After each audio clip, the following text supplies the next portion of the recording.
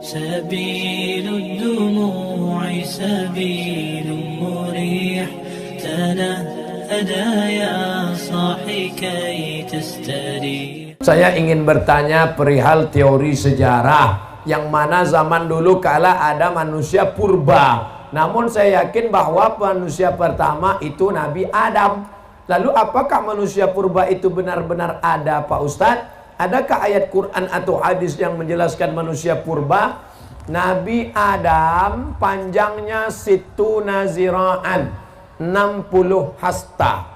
Saya berapa hasta? Satu hasta nih, dari ujung nih ke sini. Satu hasta, 2 hasta, 3 hasta, 4 hasta. Karena kita udah lama kenal, tambah sedikit, 5 hasta. Nabi Adam 60 hasta. Kalau begitu Nabi Adam panjang sekali. Lalu kemudian berkurang. Saya ini last edition, yang paling kecil. Sedangkan manusia purba itu jutaan tahun yang lalu, dari fosil-fosil yang ditemukan dalam tanah. Sedangkan dari Nabi Adam ke Nabi Muhammad SAW tidak sampai jutaan tahun. Maka kita sebagai orang yang beriman meyakini manusia pertama adalah Adam alaihi salam. Kita bukan evolusi dari makhluk purba, monyet berubah jadi orang. Bukan. Kita bukan monyet. Ada yang mau ngaku dia monyet? Enggak ada. Itu teori dari Darwin punya. Kata Darwin, namanya Charles Darwin, dunia ini isinya air semua, nggak ada tanahnya, air. Lalu air ini disinari cahaya matahari menguap, lalu muncullah tanah. Lalu ikan yang dalam air berevolusi naik ke darat, manjat pokok kayu, berbulu jadi monyet. Monyet tadi berevolusi, evolusi jadi orang. Ini teori masih diragukan. Kenapa? Karena kalau monyet itu berevolusi, kenapa setelah jadi kita kok nggak berubah lagi? Abdul Somad, kenapa Abdul Somad tidak berevolusi jadi makhluk baru? Pakai namanya gitu? Nggak ada.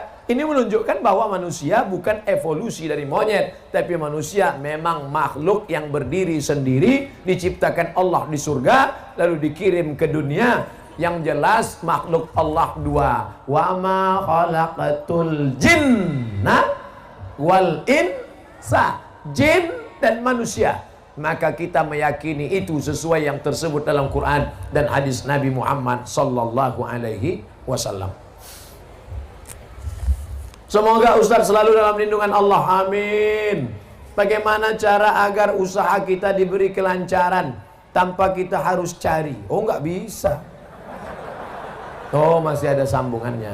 Tanpa harus kita cari pelaris, dan selalu diridhoi Allah. Pertama kali masuk warung ketika pagi, yang punya warung jualan, toko, ruko, dagangan di pasar, pertama kali masuk pagi baca Fatihah 1 kali, Qul huwallah 3 kali, Qul a'udzu falak sekali, Qul a'udzu nas sekali, ayat kursi sekali. Saya ulang lagi. Fatihah 1 kali, Qul huwallah 3 kali, Qul a'udzu falak sekali, Qul a'udzu binnas sekali, ayat kursi 1 kali. Waktu masuk pertama kali barang dagangan. Masuk bismillahirrahmanirrahim, Fatihah sampai habis. Bukan masuk Fatihah sekali, Wallah 3 kali. Bukan itu maksudnya. Karena ada orang ketika mabuk, ini mabuk nih, dia pakai narkoba, mabuk, datang temannya, istighfar.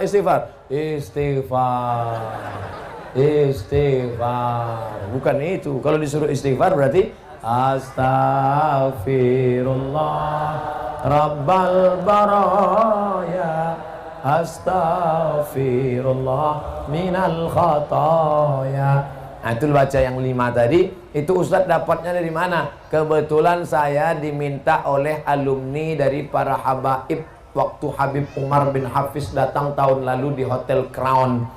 Saya pembawa acara Habib Jin dan penerjemah Habib Umar bin Hafiz yang beri materi di hadapan pengusaha-pengusaha. Ada pengusaha yang nanya, Habib, kami ini bisnismen, Gimana supaya lancar? Nah, itulah disampaikan Habib Umar bin Hafiz lengkap dengan ijazah. Pertama kali masuk baca Fatihah, Qul huwallahu 3 kali, Falaq sekali, Winas sekali, ayat kursi 1 kali. Ijazah dari beliau. Jangan lagi pakai mantra-mantra, masuk ke dalam mantra. Hai, hantu segala hantu, setan segala setan. Datanglah, datang. Orang yang menjual jiwanya kepada iblis sudah terjadi. Coba cari di internet artis-artis yang menjual jiwanya kepada setan. Pernah lihat?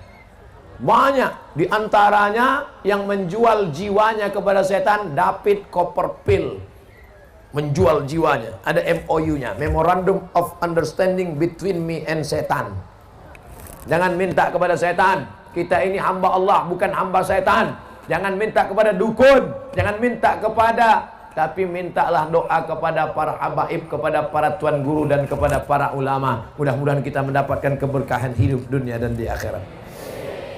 Assalamualaikum Pak Ustadz. Waalaikumsalam. Bagaimana membimbing hati agar sabar dan taat dalam menanti seorang anak? Ustadz Somad, saya sudah nikah sebelum tahun 10 tahun belum punya anak. Berapa lama? 10 tahun. Nabi Ibrahim baru punya anak Ismail, umurnya 86 tahun. Kamu baru 10 tahun. Tunggu 76 tahun lagi. Doanya Rabbi habli minas salihin. Nabi Ibrahim berdoa 86 tahun baru dikabulkan Allah. Nabi Musa tersesat di lembah Tih, berdoa 40 tahun baru keluar. Nabi Muhammad minta pindah arah kiblat dari Baitul Maqdis ke Baitullah sampai wajahnya menengadah ke atas, 17 bulan baru pindah. Ini doa pagi minta kabul sore. Emang ente siapa? Oleh sebab itu, sulitkah bagi Allah membuat engkau hamil? Innama amruhu iza arada syai'an ayyakula lahu kun fayakun. Sudah diponis ini istri mandul, namanya Sarah. Sarah nggak mungkin punya anak, mandul, sudah tua. Tapi apa mau dikata, Allah punya kuasa. Akhirnya Sarah punya anak setelah Nabi Ibrahim berumur 99 tahun. 99 tahun jarak antara Ismail dengan Ishak, 13 tahun. 86 tambah 13, 99. Semua orang mengatakan Sarah mandul, gak mungkin punya anak. Ibrahim nikah sama Hajar, Hajar melahirkan anak Ismail, Sarah melahirkan anak Ishak. Allah punya kuasa. Oleh sebab itu jangan buka cabang dulu. Mana tahu yang pertama ini melahirkan. Kita doakan, mudah-mudahan wala aziban illa zawajtah, yang belum menikah mudah-mudahan ditemukan jodohnya. Wala raghiban illa anjabatah, yang ingin punya anak diberikan anak yang soleh dan solihah. Mudah Allah memberikan anak, saudaraku. Sebetulnya Allah hanya ingin melihat engkau bermunajat di tengah malam berdoa. Orang dulu anaknya 10, pulang dari bajak sawah, makan ikan asin, sambal teri, mati lampu, lahir 10.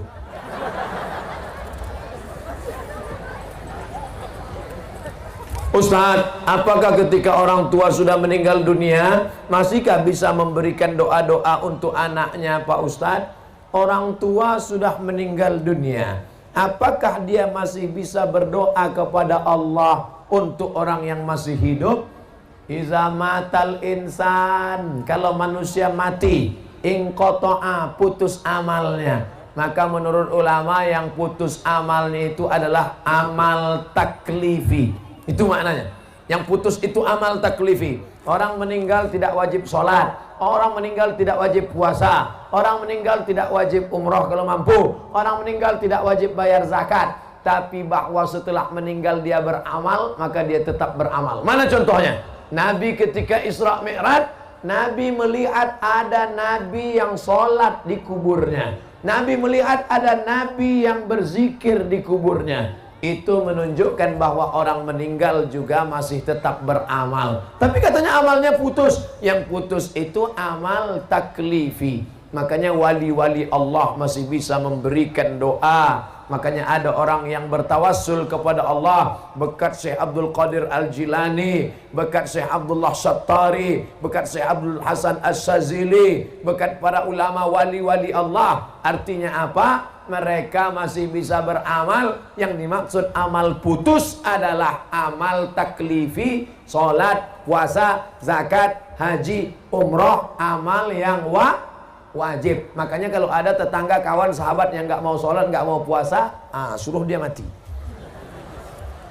Dari pesantren Anwarul Hidayah, Pak Ustadz Somad, Anwar, kalau satu nur, cahaya, cuman satu cahaya nur, tapi tadi cahaya Anwar. Nama suaminya siapa? Anwar, bercahaya. Mana orangnya? Hitam. Mohon maaf Pak Anwarnya. Anwar, hidayah, jalan, nur, cahaya. Semakin banyak pesantren-pesantren, maka semakin banyak cahaya-cahaya hidayah yang akan menerangi provinsi Banten, insya Allah. Banten ini negerinya para ulama yang menulis tafsir Marah Labid fi Kasfi Ma'anil Qur'anil Majid. Tafsir berbahasa Arab, dibaca orang Arab, dicetak di Arab, ditulis-tulis Arab, dibaca orang Arab, ditulis oleh Syekh Muhammad Nawawi Al-Bantani, Banten, makamnya di Ma'la dekat Masjidil Haram. Pak Ustadz, bagaimana hukum seorang penghafal Quran yang sedang haid, murojaah hafalannya dengan memegang mushaf, dan apa dalilnya? Saya hanya berpegang kepada kitab yang saya baca. Kalau ada ustadz lain yang fatwanya beda dengan fatwa yang saya sampaikan, mungkin dia lebih alim.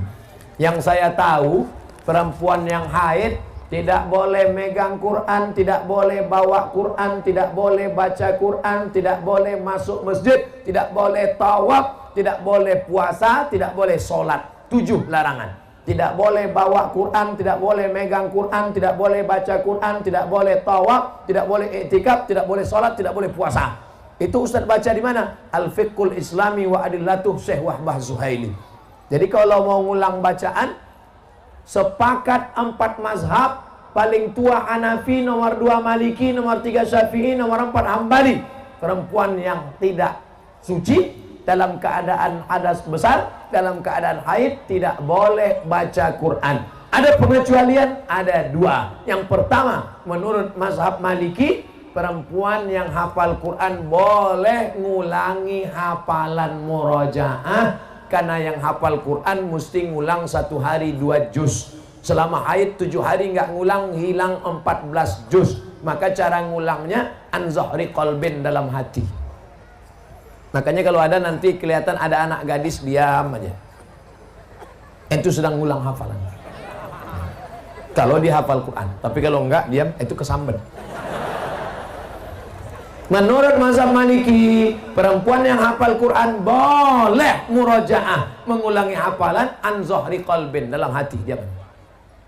2. Menurut mazhab Hambali, boleh mengulang membaca tapi putus-putus. Ibu-ibu yang guru di sekolah boleh, tapi putus-putus. Anak-anak murid ikuti ibu ya. Ya ayyuha allazina amanu ittaqullah haqqa tuqatih. Boleh. Jadi yang boleh mengulang hafalan 2. Pertama, perempuan yang hafal Quran. Yang kedua, guru ngajar di sekolah untuk putus-putus, potong-potong, menurut yang saya baca. Jelas? Apa perlu bersahadat ulang, berbaiat bagi yang sudah lahir dari keluarga muslim? Bapaknya muslim, ibunya muslimah, anaknya muslim. Datang ustadz, kamu belum Islam. Kalau mau Islam harus ulang syahadat di depan saya, karena saya disaksikan guru saya disaksikan guru saya, guru saya disaksikan guru saya, sampai ke Nabi Muhammad. Tapi bapak saya Islam. Bapak kamu nggak diakui Islamnya karena belum belajar ke saya. Ini lagi tren nih sekarang. Maka ada jamaahnya yang datang ke saya, Ustadz Somad, kata guru saya, Islam saya belum sah kalau belum bersahadat depan dia. Apa pendapat Ustadz? Bawa gurumu ke sini biar saya sahadatkan. Bawa guru kau ke sini biar ku sahadatkan. Ini UUD aja ini, UUD. Aliran-aliran model begini, UUD, UUE. Ujung-ujungnya duit, ujung-ujungnya wanita. Kalau yang mau sahadat nenek-nenek dari jauh aja. Kalau anak gadis harus di sana. Orang yang sudah bersahadat, bapaknya Islam, emaknya Islam, tidak pernah diulang Nabi lagi sahadatnya. Yang masuk Islam awal, itu yang bersahadat. Maka kita jangan terkecoh dengan aliran-aliran begini. Insya Allah yang belajar kepada tuan guru, yang belajar pada kiai, yang belajar di pondok pesantren, dia tidak terkecoh, tidak terpukau, tidak pusing dengan yang begini-begini. Tapi yang tidak pernah belajar di pesantren, yang tidak pernah belajar Al-Quran, yang tidak pernah belajar ilmu agama, dulu SMP, SMA, kuliah, sarjana, nggak pernah belajar agama, tiba-tiba datang yang begini, dia pusing. Makanya anak-anak kita dimasukkan sekolah agama.